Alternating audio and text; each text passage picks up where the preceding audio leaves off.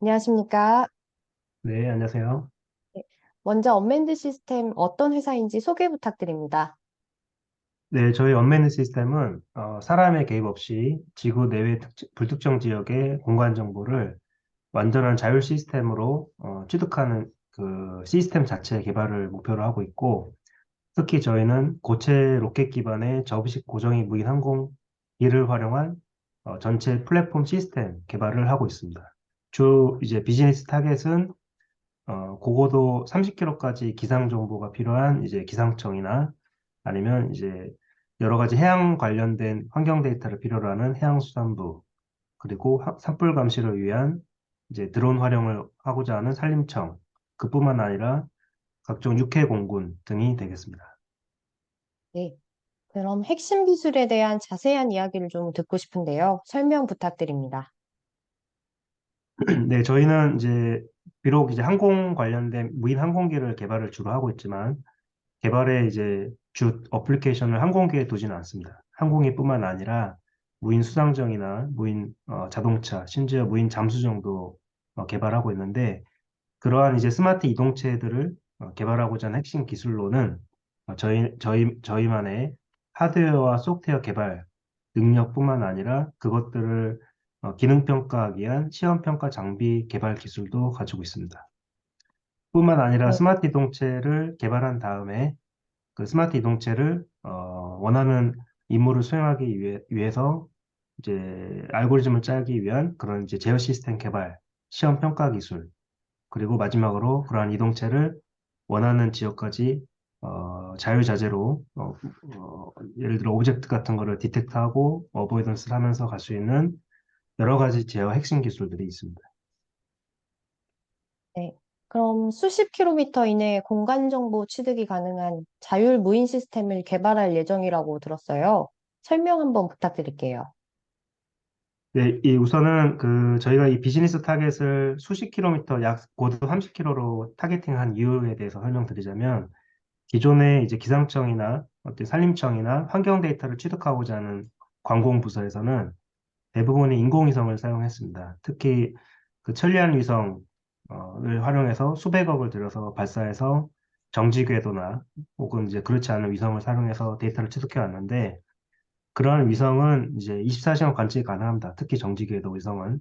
근데 이제 수백 킬로미터, 약 400에서 500km 고도에서 원격으로 간접적으로 데이터를 스펙트럼 데이터로 이제 취득하다 보니 저희가 이제 기상 항공기를 통해서 직접적으로 환경 데이터 취득한 거에 비해서 레졸루션도 많이 떨어져서 약 가로 세로 한 1km 정도가 되고 그뿐만 아니라 이제 직접적인 관측이 아니기 때문에 그런 스펙트럼 간접 데이터를 분석을 통해서 어떤 데이터를 이제 사용을 해도 그게 이제 정확한 데이터가 아니라는 거죠. 그래서 어떻게 되든 그런 간접적인 데이터를 보완하기 위한 직접 데이터 관측 기술이 필요한데 그거를 이제 기존에는 대부분 기상청에서는 라디오 존대라고 하는 풍선을 가로 세로 한 4m에서 5m 정도 되는 풍선을 주당 한 1회 정도 이상씩 연간 한 55개 정도를 매년 발사를 합니다.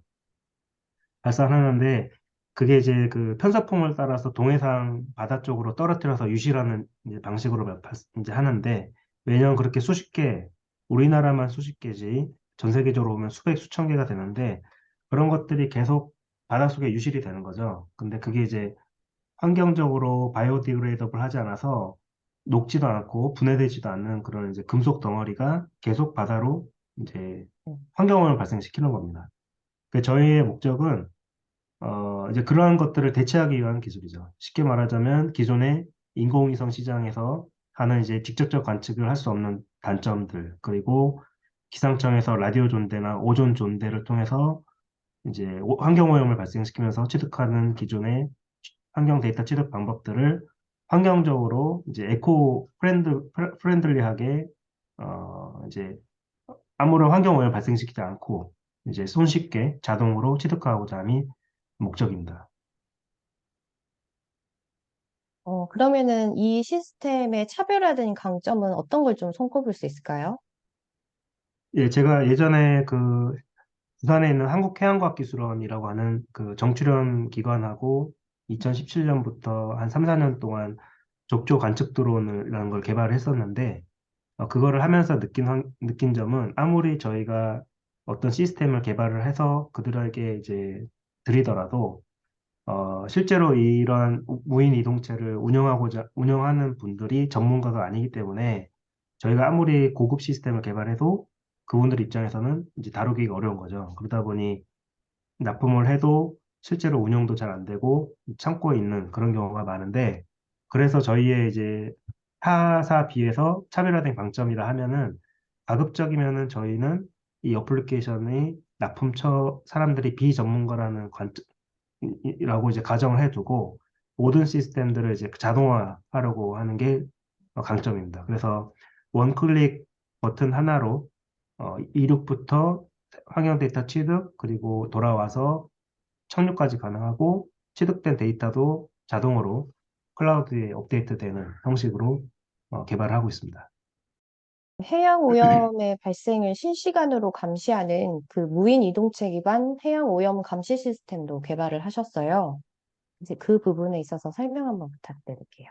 키오스트에 이제 2017년에 저희가 납품을 했었는데 이제 기존의 드론을 활용한 적조 관측 시스템이랑 다른 점은 뭐냐면은 저희가 다분광 카메라라는 거를 드론 하부에다 매달고 이렇게 이제 적조가 일어날 법하는 혹은 적조가 이제 일어났다고 이제 나라에서 경고가 메시지가 뜨면은 저희가 이제 주로 여수 인근 앞바다로 나갑니다. 나가면은 기존의 거는 한낮에 태양이 상공에 있더라도 그러면 바다 위에 선글린트라는 이제 바닷물이 햇빛에 비쳐서 반사되는데 반사되는 것 때문에 아무리 다분광 카메라로 많은 지역을 촬영하더라도 선글린트가 발생한 지역에 데이터는 쓸 수가 없습니다.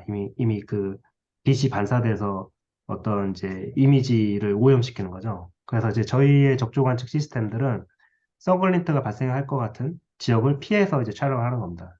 그 이제 방법은 태양을 항상 등지고 방위각으로 135도를 유지하면서 이제 태양을 등지고 촬영을 하기 때문에 아무래도 좀 이제 덜 태양 방사방이 찍히는 거죠. 그런 식으로 저희가 개발했었습니다. 그러면 좀 그동안에 그 추력 측정 장비는 단방향 측정 장비가 좀 유일했다고 들었어요. 이제 언밴드 시스템이 그 한계를 좀 넘었다고 들었는데, 자체 개발한 그 개방형 풍동 시험 장치의 다른 점은 무엇인가요? 네, 이거는 이제 저희 언맨드 시스템의 주력 아이템인 로켓 기반 접이식 무인 항공기랑 관련된 질문인데 기존에 이제 항공기들은 개발할 때 스케일기를 조그맣게 만들어서 항우연이나 전북대학교나 이제 경운대학교 같이 풍동 시스템에 갖춰진 곳에 지그를 통해서 항공기를 어, 이제 고정을 하고 앞에서 바람을 쐬어서 항공기의 형상 자세를 움직이면서 나오는 공력을 해석하는 방식으로 해왔습니다.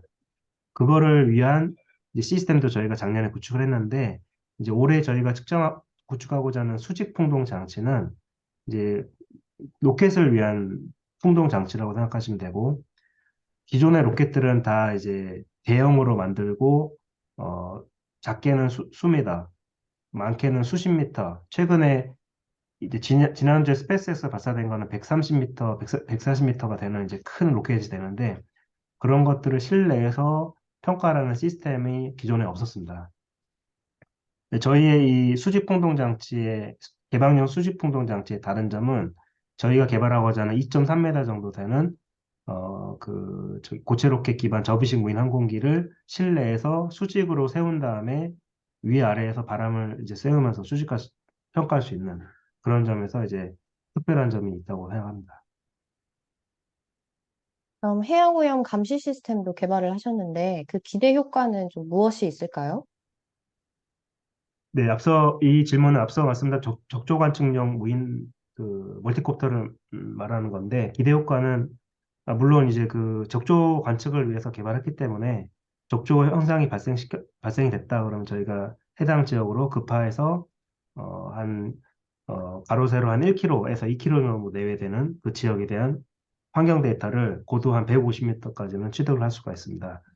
이 적조 관측용 멀티콥터는 적조 관측을 위한 다분광 카메라뿐만 아니라 저희가 환경 데이터를 취득할 수 있게끔 온도, 습도, 풍향, 풍속 데이터까지도 같이 취득할 수 있게끔 저희가 꾸며놨는데 기대 효과라고 하면은 이제 기상청이나 수산부 이쪽에서 이제 기름 유출이나 오염수 무단 방류, 적조 혹은 녹조까지도 내륙 지역에서 강해 발생하는 걸 녹조라고 하는데 그런 다양한 이제 환경에 대한 세 가지, 다섯 가지 그 픽셀 데이터를 더 취득할 수 있는 다분광 카메라를 쓰기 때문에 이제 일단 오염이 발생하면 그 오염이 발생한 지역에 대한 환경 데이터를 쉽게 이제 취득할 수 있다는 게 기대 효과가 되겠습니다.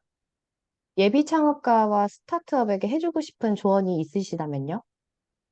네, 저는 지금 창업이 두 번째입니다. 첫 번째는 2013년, 4년도에 전기 스케이트보드를 만드는 유스피리어드 주식회사를 설립을 해서 한 4년 정도 법인을 운영했었고, 그때 이제 양산도 한 200대 정도 하고, AS까지도 그러니까 처음에 기획부터 AS까지 전 기간을 4년 동안 운영해 본 적이 있었습니다. 그리고 지금 하고 있는 언맨드 시스템이 두 번째 이제 회사인데, 제가 이제 해드리고 싶은 조언이 있다면, 최근에는 이제 정부 지원 사업들이 이제 많이 있기 때문에 회사를 다니면서도 크게 어렵지 않게 어, 운영을 할 수가 있고, 특히 이제 예비 창업가 같은 사업자 등록하지 않으신 분들도 적게는 이제 3천만 원, 많게는 6천, 7천만 원까지도 아무런 이제 조건 없이 지원해주는 정부 사업들이 많이 있고 지자체도 많이 있습니다. 그래서 회사를 다니고 있으신 분들도 그런 예비 창업가 패키지를 통해서 이 사업이 성공적일 것 같다라고 하면은 이제 말미에 사업자 등록하시고 이제 겸직은 이제 잘 해결하셔서 하면은 좋을 것 같습니다. 네. 언맨드 시스템의 앞으로의 계획과 목표에 대해서 좀 듣고 싶습니다.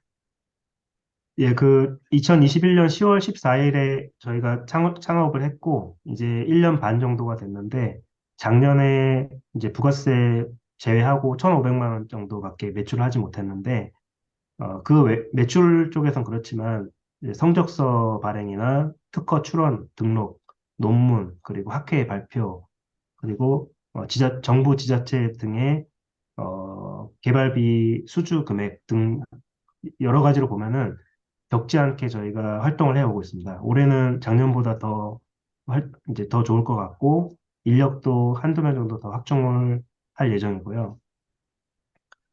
그래서 올해는 이제 작년보다 한 두 배 정도 이상의 매출 한 3천만 원 이상의 를 목표로 하고 있고, 그뿐만 아니라 무엇보다 인력 확충에 많이 중점을 두고 있습니다.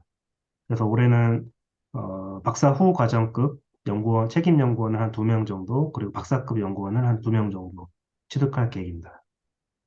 그뿐만 아니라 저희가 이제 완전한 무인화를 하기 위해서는 약 한 5년 정도 개발 기간을 두고 있습니다. 그래서 앞으로도 고체 로켓 기반 접이식 무인 항공기를 하려면은 5년 정도 기간이 필요한데 다행히도 저희가 그 한국해양과학기술원과 공동으로 진행하는 그 해양 2차 전지 개발 관련 과제를 6년 과제를 몇 주 전에 수주를 했습니다. 그래서 연간 한 6천만 원 정도에 되는 금액을 앞으로 향후 6년간 받게 되는데 그걸 통해서 그 무인 수상정 로켓 및 그 접이식 무인기 회수를 위한 무인 수상정을 개발을 할 계획입니다. 그렇듯이 이제 완전한 무인기를 하려면은 아직도 개발해야 되는 요소 기술이 많고 또 그러한 요소 기술을 개발하려면 필요한 지원금도 많이 필요한 상황입니다. 그래서 앞으로 저희 계획과 목표는 매출뿐만 아니라 이러한 연구를 향후 5년간 무사히 할 수 있게끔 정부 지원 과제를 연간 한 3억 이상 정도는 꾸준히 수주를 할 계획입니다. 네, 대표님, 오늘 말씀 잘 들었습니다. 감사합니다. 네, 감사합니다.